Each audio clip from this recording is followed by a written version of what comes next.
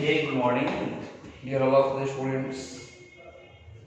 जैसा कि आप सभी को पता है कि बीसी का प्रीलिम्स तो हो चुका है, 67 का प्रीलिम्स लगभग सारे स्टूडेंट्स का जो मैसेज आ रहे हैं, कॉल आ रहे हैं, सभी का पॉजिटिव रिस्पॉन्स आ रहा है। किसी ने कहा कि वो 112 आ रहा है, किसी ने कहा 115 आ रहा है। तो जिनका 112 115 आ चुका है उन्हें मेंस में अब लग जाना चाहिए। और इसी को देखते हुए क्योंकि 68 भी आपको वैकेंसी यही अक्टूबर में आने वाली है और उसका भी डेट अनाउंस ऐसे किया हुआ है कि जनवरी में आपका प्रीलिम्स होगा। तब आपके दिमाग में दो मतलब प्रश्न भी चल रहे हो कि हमें मेंस भी देना है, प्रीलिम्स भी देना है, साथ ही साथ अभी ऑडिटर का भी नवंबर में आपका मेंस का डेट अनाउंस हो चुका है। तो इसी को देखते हुए कुछ मैं डेटा बेस्ड कुछ टॉपिक बात करने वाला हूँ। उसका नाम है संकल्प यात्रा नया भारत। क्योंकि हम सभी को पता है कि 21वीं सदी की हम यदि बात करते हैं, ठीक है, तो 21वीं सदी को कहा जाता है कि 21वीं सदी का यानी 21st जो हमारी सेंचुरी होगा, तो 21st सेंचुरी का जो भूमिका होगी या 21वीं शताब्दी का एक बड़ा जो एक पहचान होगा, यह पहचान नॉर्मली देखा जाए तो भारत का होगा। भारत को कहा जाता है कि 21वीं शताब्दी भारत का होगा। क्योंकि आप देख सकते हैं G20 का शिखर सम्मेलन भी होने जा रहा है 2022 में भी जो होगा, ये तो भी आप देख रहे हैं कि इंडोनेशिया के माली में होगा, बाली में, और आगे देश में जो होगा भारत में भी बात किया जा रहा है, भारत में ही होगी। तो भारत को इसमें बहुत बड़ा हम कह सकते हैं एक भूमिका दिया गया है। भारत को एक बहुत बड़ा आप कह सकते हैं ड्यूटी रिस्पॉन्सिबिलिटी दी गई है। चूंकि अभी हमने कुछ देर पहले आपको पोस्ट भी किया होगा, आपने देखा होगा कि जो अभी G20 का सम्मेलन होने वाली है, जो विश्व के सबसे बड़े कह सकते हैं समूह, जहां पर 20 डेवलपिंग कंट्रीज हैं, केवल डेवलपिंग नहीं, इसमें डेवलप्ड कंट्री भी, जैसे अमेरिका इसमें है, आप रसिया को देख लीजिए, तो बहुत सारे डेवलप्ड कंट्री है। और इसमें देखने को मिल रहा है कि रूस और यूक्रेन, ये दोनों जो पिछले 8 महीना से झगड़ा करते आ रहे हैं, 7 महीना से, दोनों के राष्ट्रपति इस मंच पे आने वाले हैं। और बहुत खुशी की बात है कि भारत के प्रधानमंत्री भी इसमें उपस्थित होंगे, साथ ही साथ अमेरिका के राष्ट्रपति भी इसमें होंगे। तो अब भारत की जो एक पहचान अंतर्राष्ट्रीय स्तर पर बनी है, यह अपने आप में कितना भूमिका अदा करेगी। भारत की पहचान अंतर्राष्ट्रीय स्तर पर हमारी एक अलग जो व्यापार की नीति हो सकती है, शांति प्रस्ताव की नीति हो सकती है, पर्यावरण की नीति होती है, शिक्षा, चिकित्सा, आतंकवाद, ऐसे जो अंतर्राष्ट्रीय जो कह सकते हैं चैलेंजेस बने हुए हैं, इसमें भारत का क्या रूप होता है। और अंतर्राष्ट्रीय स्तर पर जितने भी महान से महान देश थे जो अपने आप को बहुत बड़े बुद्धिजीवी, इंटेलेक्चुअल्स तथा विश्व के सबसे ज्यादा डेवलप कंट्री में, आज उनका रुझान जो है आप देख सकते हैं कि भारत की तरफ कैसे उनका मुड़ा हुआ है। ये सारे गतिविधियों को हम स्टडी करने वाले हैं। लेकिन आज हम बात करेंगे, आज का हमारा टॉपिक होगा संकल्प यात्रा। संकल्प यात्रा एक लंबे टॉपिक है, एक एक पॉइंट बाय पॉइंट मैं इस पे बात करूंगा। इंफ्रास्ट्रक्चर पे बात करूंगा कि भारत का एजुकेशन में क्या है, हेल्थ में क्या है, इंफ्रास्ट्रक्चर में क्या है, ये सारे एक एक पॉइंट पे हम बात करने वाले हैं, जिसमें क्या क्या होगा। चूंकि हम लोग जानते हैं कि 21वीं शताब्दी भारत का होगा, जिसमें हम पीडीएफ के एक एक चीजों को आपको पॉइंट आउट कराते जाऊंगा और देखते जाएंगे और ऐसा याद करते रहेंगे। चूंकि अब देखा जाए, पहला यदि हम शॉर्ट को देखते हैं तो आता है bye turning disaster into a opportunity. मतलब जो हमने भी देखा कि 2019 से लगातार विश्व जो है कोविड-19 के चपेट में आ चुका था, जो विश्व में का सबसे एक महामारी थी। और इस महामारी के दौरान भी, इस महामारी के बावजूद भी अभी भी विश्व के बहुत सारे राष्ट्र जो है एमर्ज होने में उनके साथ अनेक प्रकार की चुनौतियां बनी हुई है। लेकिन भारत को देखा जाए तो भारत का जीडीपी ग्रोथ देखिएगा तो पॉजिटिव है, जैसा कि आप कल भी देखिएगा। तो कल का जो IMF का रिपोर्ट आई है, वर्ल्ड बैंक का रिपोर्ट आई, अब घटाकर 130.5% कर दी गई है। तो ओवरऑल देखा जाए तो भारतीय प्रधानमंत्री जैसा कि कहे भी थे कि ये जो हमारा आपात है, जो हमारे पास कोरोना ऐसे जो चुनौती है, इसको हम अपॉर्चुनिटी में तब्दील कर रहे हैं। तो वही बात हो रही है कि हम डिजास्टर को हम कैसे अपॉर्चुनिटी में चेंज करें, ये माननीय प्रधानमंत्री का स्टेटमेंट को हम बात करें। साथ ही साथ इंडिया को ऐसे क्या क्या तरीका होना चाहिए जिससे कि भारत जो है एक सेल्फ सफिशिएंस हो सके। सेल्फ सफिशिएंस का मतलब होता है आत्मनिर्भर बनने की कोशिश करे। तो चूंकि देखा जाए तो माननीय प्रधानमंत्री जी ने ये बात कही थी। और अभी देखा जाए तो भारत का 21वीं शताब्दी की यदि हम बात करते हैं तो 21वीं शताब्दी भारत का होगा, यह 12 मई 2020 को माननीय प्रधानमंत्री जी ने कहा था, ये स्टेटमेंट इन्होंने दिया था। साथ ही साथ ये जो बहुत बड़ी जो पेंडेमिक आई थी, एपिडेमिक आई थी, महामारी आई थी, इस महामारी से भी हम अलग होकर के कैसे अपने आप हम आगे बढ़े, तो ही कम्युनिकेटेड ऑल द लेवल्स, उन्होंने हर स्तर पर उन्होंने बात किया। रिमूव लीगल बैरियर्स, जो हमारे पास ट्रेड करने के लिए, व्यापार करने के लिए जो विभिन्न प्रकार के कह सकते हैं बैरियर्स थे, बहुत बड़ी बड़ी चुनौतियां थे, पाबंदी लगी हुई थी, उसको भी हमने इस पे नियंत्रण किया, इसको कम करने की कोशिश किया। साथ ही साथ हम कह सकते हैं कि जो हमारे पास प्रोड्यूसर्स थे, उत्पादकर्ता थे, है ना, साथ ही साथ आत्मनिर्भर भारत को लेकर के भारत सरकार ने जो विभिन्न प्रकार के जो पैकेज लाई, 1.1 सेकेंड जो पैकेज लाई, इससे भारत को कितना फायदा हुआ, सारी गतिविधियों को हम इसमें देखने वाले हैं। और खास तौर पर हम इसमें जो देखने वाले हैं वो फिगर को देखेंगे, वह फिगर जो होगा हमारा, वह फिगर होगा सबसे इंपॉर्टेंट इंपोर्ट और एक्सपोर्ट का। Is it okay? तो देख सकते हैं यहाँ पर आपको खास तौर पर यदि प्रीलिम्स की टॉपिक की बात करें तो प्रीलिम्स के लिए सबसे ज्यादा आपका इंपॉर्टेंट होगा। जैसा कि आप देख सकते हैं भारत, यहाँ पर हम इंडिया की बात करें, इंडिया जो है लार्जेस्ट प्रोड्यूसर है किसका? मिल्क का। आज का हम रिपोर्ट बताता हूँ, अभी कुछ देर पहले आपने न्यूज देखा होगा कि बिहार में जो हमारा सुधा मिल्क है, ठीक है, यह सुधा मिल्क डेयरी जो है यह अगले 11 अक्टूबर से यह 3 रुपया और इसमें बढ़ जाएगी। ओके, तो ये हमारा बिहार का न्यूज हुआ जो 11 अक्टूबर से लागू हुआ पूरे बिहार में। सुधा मिल्क के जो सुधा दूध के प्रेमी है वो ये बात को भी ध्यान रखें, क्योंकि कहीं ना कहीं डिमांड बढ़ रही है, प्रोडक्ट जो है, प्रोडक्शन जो है इसके कहीं ना कहीं कम हो रहा है, तो इसका एक बहुत बड़ा प्रभाव हो सकता है। तो भारत जो है मिल्क प्रोडक्ट में देखा जाए, यानी दूध के उत्पादन में देखा जाए, तो भारत जो है सबसे बड़ी यानी लार्जेस्ट प्रोड्यूसर है। साथ ही साथ हम कह सकते हैं कि चाहे हम शुगर की बात करें, इसमें भी भारत जो है लार्जेस्ट प्रोड्यूसर है। और यदि हम वीट और मछली की बात करें, यानी गेहूं और मछली की बात करें, तो विश्व में भारत जो है दूसरे स्थान पर आता है, सेकंड पोजीशन पर आता है। भारत की बात करें एग के बारे में करते हैं, अंडा की, तो अंडा जो है तीसरे पोजीशन पर भारत को लाती है। भारत जो है प्रोडक्ट करने में विश्व में तीसरे स्थान पर आती है अंडा का। साथ ही साथ यदि हम कॉफी की बात करते हैं तो भारत विश्व में 7वें स्थान पर आता है। जी ओके, दुनिया की मैं बात कर रहा हूँ। और वर्ल्ड में यदि देखा जाए तो लगभग 21% दुनिया के जो भी मिल्क प्रोडक्ट होते हैं, दुनिया का जो टोटल जो मिल्क प्रोडक्ट होते हैं, दूध का उत्पादन होता है, इस उत्पादन में भारत अकेले 21% इसमें कंट्रीब्यूट करती है। तो एक आप थोड़ा याद रखिएगा, ये भी एक तरह से हम कह सकते हैं कि देश की इकोनॉमी में इसका एक बहुत बड़ा योगदान है। इंटरनेशनल मार्केट की बात करते हैं उसमें भी भारत का एक अलग, प्रोडक्शन की बात करते हैं, इंपोर्ट एक्सपोर्ट की बात करते हैं, तो एक्सपोर्टिंग में भारत का एक अलग हम कर सकते हैं, इसमें कंट्रीब्यूशन देखने को मिलता है। चूंकि आगे देखा जाए तो अब देखा जाए तो हम इंडिपेंडेंस की बात करते हैं। जब हमारा देश आजाद हुआ 1947 यानी 15 अगस्त 1947 की बात यदि करते हैं, तो उसके बाद से हम यदि देखते हैं तो हम कह सकते हैं कि भारत में जो एक्सपोर्ट था, एक्सपोर्ट का मतलब होता है निर्यात करना, ठीक है, तो निर्यात जो है हमारा 600 गुना बढ़ा है। पहले जो थी, मान लिया जाए कि आजादी के समय जहां पर एक था, आज वो बढ़ करके कितना हो गया? 600 गुना आज हमारा निर्यात जो है बढ़ चुका है।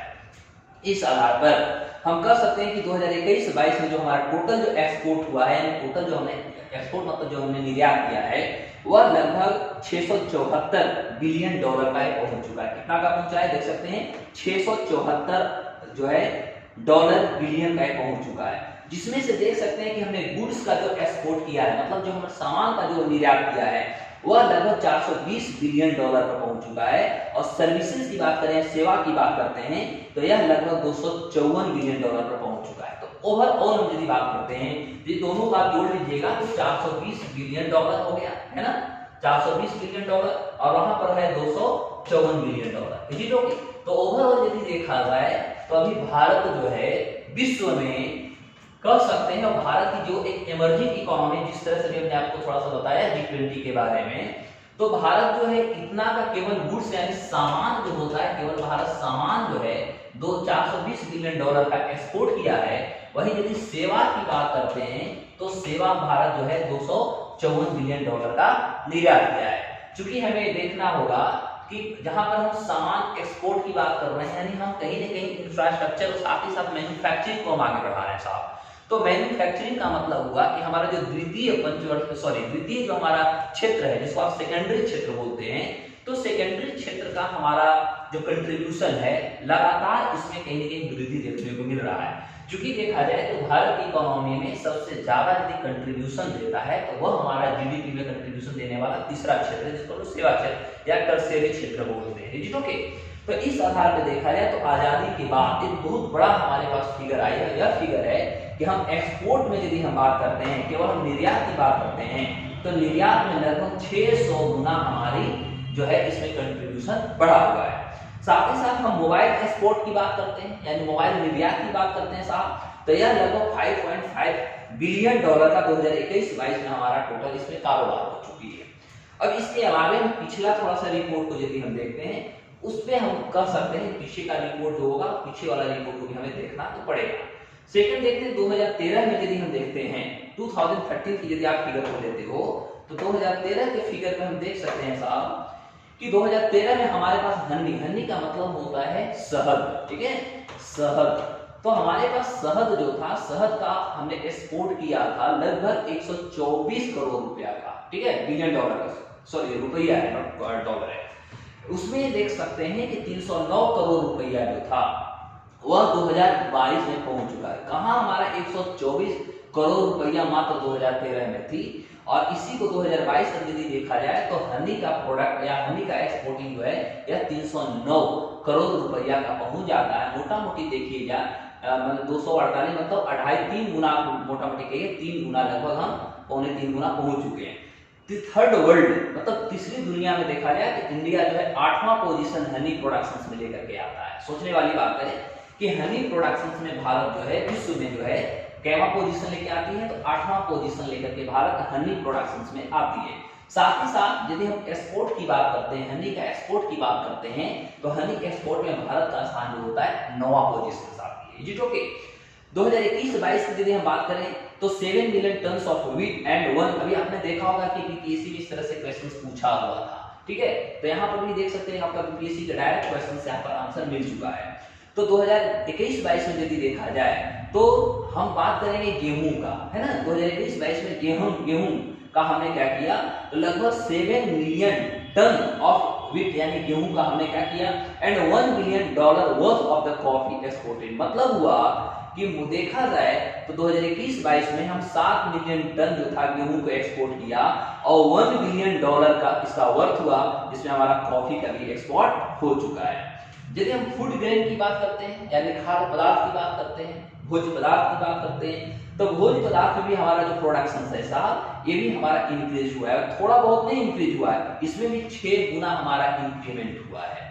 लगभग देखा जाए तो ग्रीन रेवोल्यूशन जब हमारे यहाँ आई थी, तो ग्रीन रेवोल्यूशन के बाद मतलब हम कह सकते हैं कि ग्रीन रेवोल्यूशन के बाद जिस तरह से हमारे यहाँ रेवोल्यूशन चलना चाहिए था, ग्रीन रेवोल्यूशन, वह बात है कि भारत का 2-3 राज्यों को इसका प्रॉफिट हुआ, उसके अलावा पूरे भारत का राज्य थे वंचित हो गए।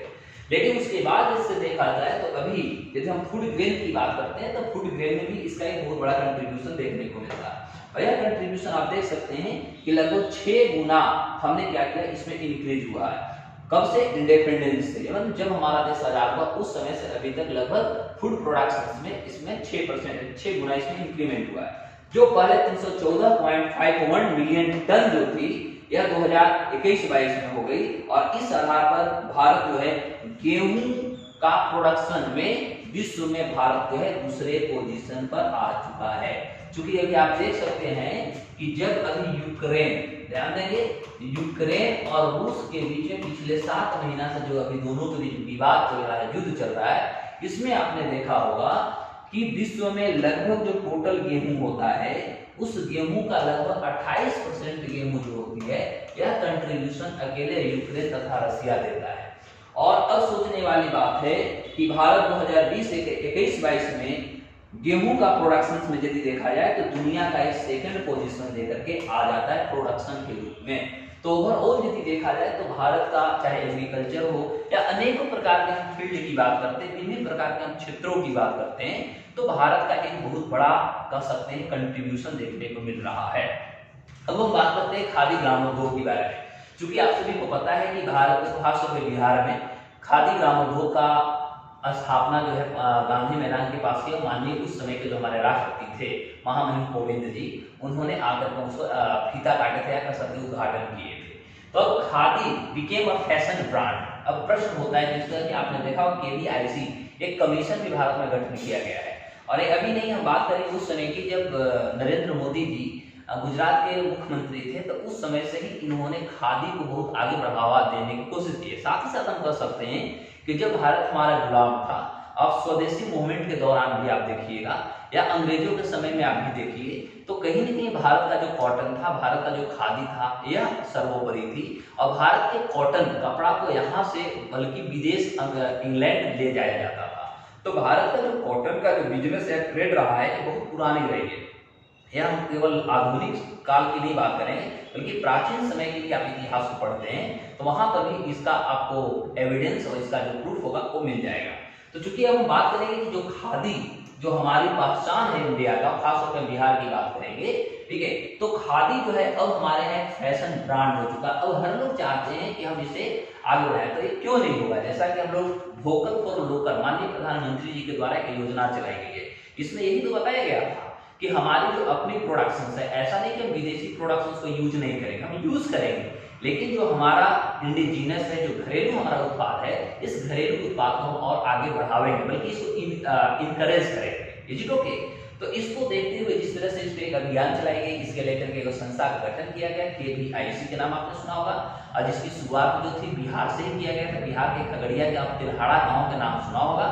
तो वहीं से इस तरह के योजना परियोजना KVIC की स्थापना माननीय प्रधानमंत्री जी के द्वारा वर्चुअल किया गया था 2020 में, जब सेकेंड ईयर कर सकते हैं कोविड-19 का पेंडेमिक चल रहा था।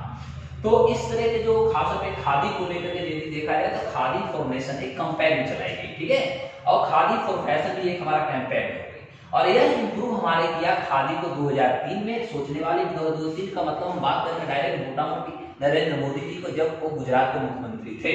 तो as the chief minister of the Gujarat, जब गुजरात के मुख्यमंत्री थे 2003 में, इन्होंने वहां पर खादी फॉर नेशन और खादी फॉर फैशन इन्होंने एक इनिशिएटिव कर सकते हैं, इन्होंने एक लॉन्च किया था।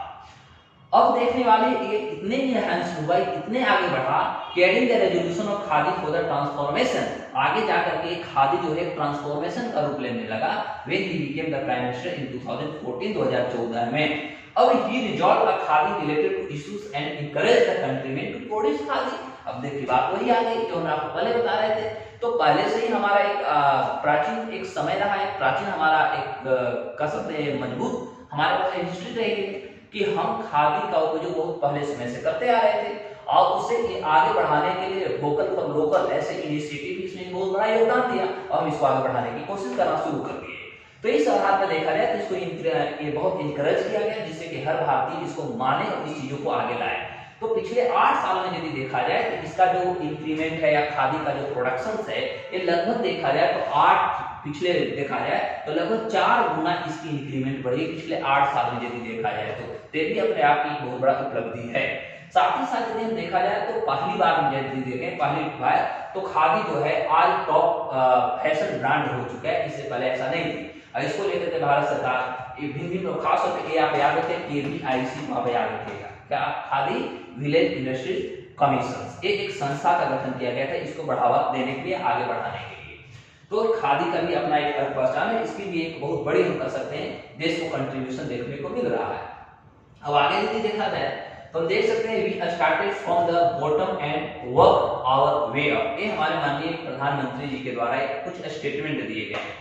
तो इस स्टेटमेंट में क्या हुआ कि कोविड-19 जो आया था, एक लॉकडाउन जो देश में लगी, तो उसके बाद PPE किट्स जो था, PPE किट्स में आपने देखा होगा भारत सबसे पहले आत्मनिर्भर हुआ, और इसमें हमने देखा खासकर बिहार से यदि बात करें तो मास्क में बिहार सबसे पहले आत्मनिर्भर हुआ था, जिसमें जीविका दीदी का एक बहुत बड़ा योगदान थी, कंट्रीब्यूशन देखने को मिला। तो इस आधार पर देखा जाए तो पूरे दुनिया में हम कह सकते हैं, पूरे वर्ल्ड में कह सकते हैं कि PPE किट्स जो था कंट्री वाज नेग्लिजिबल, बहुत नगण्य थी। लेकिन क्या हुआ, अब इंडिया जो है सेकेंड लार्जेस्ट कंट्री हो चुका है दुनिया में, वर्ल्ड में, आफ्टर चाइना, चाइना के बाद टू मेक PPE किट्स। सोचने वाली बात है, जहां पर भारत के पास किसी भी प्रकार की अत्याधुनिक चीजें नहीं थी, ऐसे विभिन्न प्रकार की जो चुनौतियां थे, जो अचानक जो चुनौती आ गई थी, हमारे पास किसी भी प्रकार का साजो सामान नहीं था, कोई हमारी प्रिपरेशन नहीं थी, लेकिन कहीं न कहीं इंफ्रास्ट्रक्चर डेवलपमेंट हमने किया, साइंस एंड टेक्नोलॉजी पे ध्यान दी, जो हमारे नीड थे उस पर हम बहुत ज्यादा फोकस किए, और इसके कारण हुई कि जो हम चीन से कोरोना के पीरियड में PPE किट्स मंगाया करते थे, आने वाला दूसरा जब लहर आई तो उसमें हम खुद को आत्मनिर्भर हो गए, और आत्मनिर्भर होने के बाद अब चीन के बाद सोचिए कि भारत विश्व में सेकंड देश ऐसा हो गया जिनके पास सबसे ज्यादा PPE किट्स है, या प्रोडक्शन से या कैपेसिटी भी बढ़ चुकी है। तो प्रोडक्शन यदि कैपेसिटी देखा जाए PPE बॉडी का, तो ओवरऑल हैज रीच्ड, देखने वाली बात है 4.5 लाख पर डे, एक दिन में लगभग 4.5 लाख पीपीई किट्स हमारे देश में बन रहे हैं, प्रोडक्ट हो रहे हैं। And the production capacity of N95 mask has reached 32 lakh per day. तो सोचने वाली बात है, और साथ ही साथ जो हमारे पास मास्क है N95, इसका भी प्रोडक्शन कैपेसिटी बढ़ के प्रत्येक दिन लगभग 32 लाख इसकी प्रोडक्शन बढ़ चुकी है। तो यह अपने आप में देख सकते हैं, यह अपने आप में बहुत बड़ा कंट्रीब्यूशन है। इसमें माननीय प्रधानमंत्री जी का एक स्टेटमेंट भी था कि हम कैसे 21st सेंचुरी में अपनी इकोनॉमी, अपनी हर स्थिति को हम कैसे कायम करेंगे, कैसे हम आगे बढ़ेंगे, इस चीजों की बात की गई। एक और पॉइंट आपको डिस्कस कर देता हूँ और फिर अगले स्लाइड में, अगले टॉपिक में फिर हम लोग एक एक चीजों को फिर यहाँ बात करेंगे। तो दूसरी बात देखा जाए, दूसरी पॉइंट को यदि बात करते हैं तो modern infrastructure scripting India development story.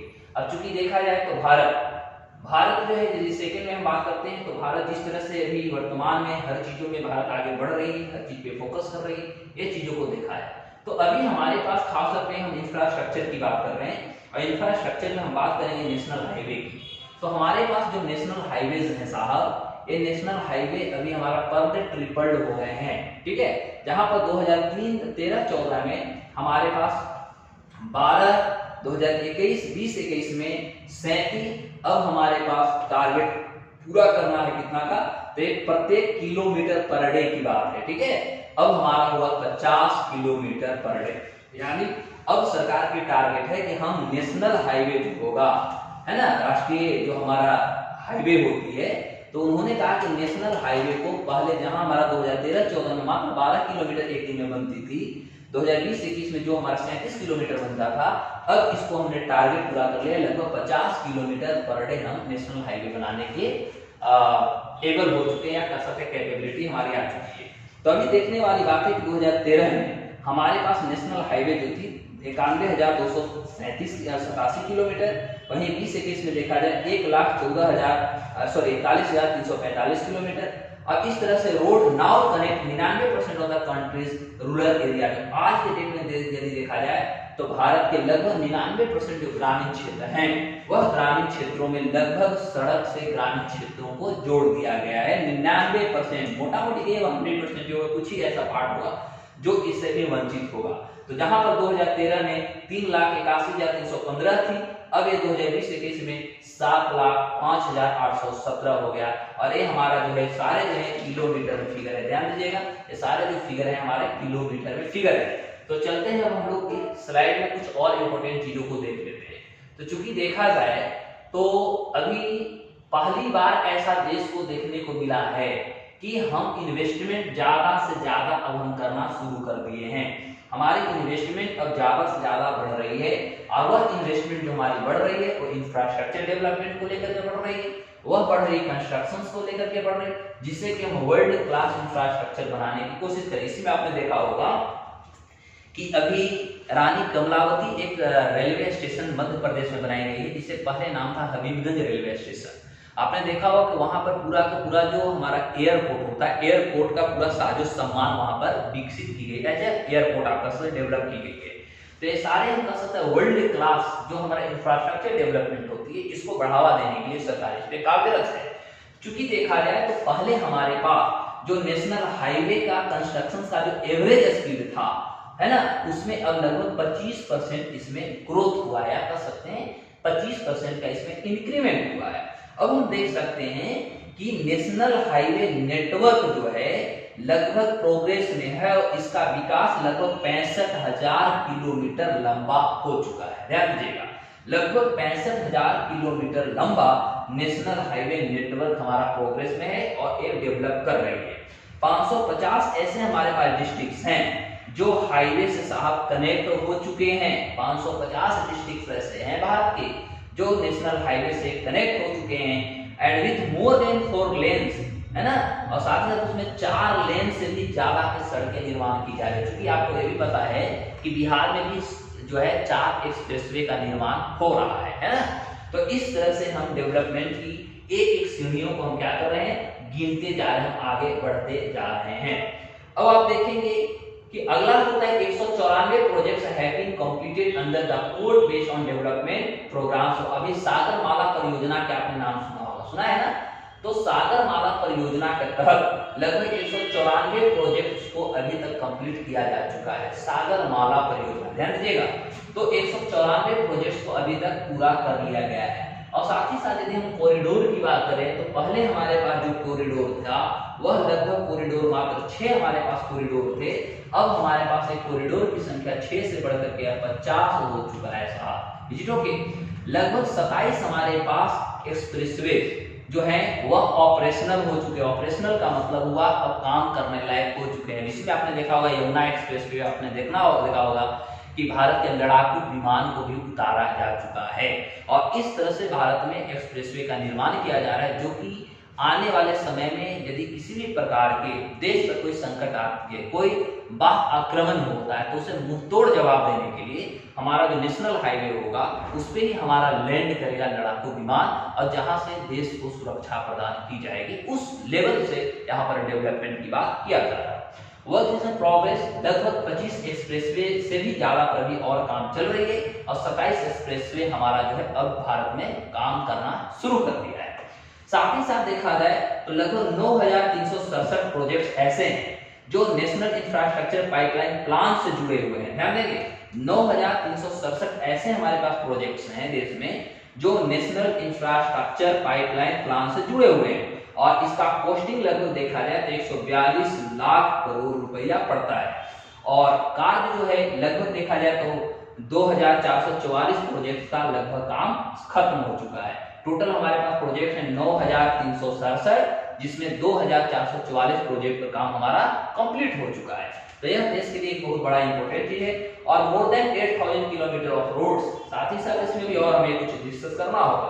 तो लगभग हम कह सकते हैं कि 8000 किलोमीटर ज्यादा जो सड़क है वह बना दिए जा चुके हैं लगभग अंडर द भारतमाला प्रोजेक्ट। तो अब आपसे हो सकता है कि क्वेश्चन एग्जाम में पूछ दे कि भारत में भारतमाला प्रोजेक्ट के तहत या उसके अधीन अभी टोटल कितने किलोमीटर का सड़क का निर्माण हो चुका है, तो आप यहाँ सीधे कहेंगे कि 8000 किलोमीटर। ध्यान देंगे कितना हो जाएगा आपका, लगभग हम कह सकते हैं 8000 किलोमीटर जो सड़क है उन्हें भारतमाला प्रोजेक्ट के अंदर इसको बना दिया गया है।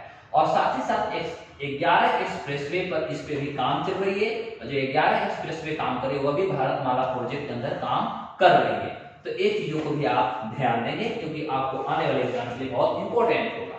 अब माननीय प्रधानमंत्री जी इंफ्रास्ट्रक्चर डेवलपमेंट के लिए जो चूंकि हम सभी देख रहे हैं कि 75वां देश की स्वतंत्रता दिवस मनाए हैं, इसमें सरकार की अन्य प्रकार की योजना परियोजना की भी काम हो रही है। कहीं न कहीं हम कह सकते हैं कि अन्य प्रकार की चुनौतियों के बावजूद हम आगे बढ़ रहे हैं। तो माननीय प्रधानमंत्री जी का एक इंकरेजमेंट स्टेटमेंट कर सकते हैं, उपलब्धि कर सकते हैं, योगदान को बताने के लिए उन्होंने अपना स्टेटमेंट दिया है। तो इस तरह से देश की विकास, देश की इंफ्रास्ट्रक्चर को आगे बढ़ाने की कवायद शुरू कर दिया जा चुका है।